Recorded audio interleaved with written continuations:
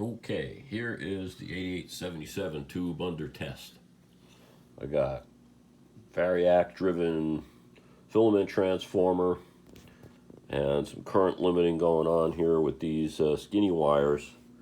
And here's where the voltmeter is, and you follow this and it's going to pins 1 and pin 5 of the 8877, which are the heater pins. Here's the spec right there, shows it, and it calls 1 and 5 for the heater. So I plug in Mr. Variac over here with my furry arm, and the Variac is dialed up with no load to 5.02 volts. Now, the 8877 draws about 10 amps. So with this skinny wire here, it'll suck this voltage measurement down quite a bit with a 10 amp load.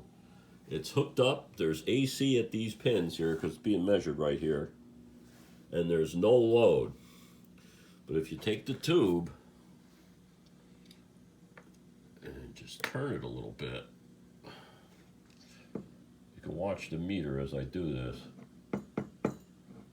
You could just gently tap it. Every time I tap it, it's trying to make a connection. Now it's made the connection. You see that? We went down to 4 volts and it's ramping back up. So the filament is now drawing its rated current, which indicates there's a break inside this tube up to the heater voltage. Now, once it's warm, it stays going. So right now, with the tube upside down, and you can't run this test for very long. Right now, it's actually working. Now I'm going to unplug it and wait 5 minutes and plug it back in, and it'll do the same thing.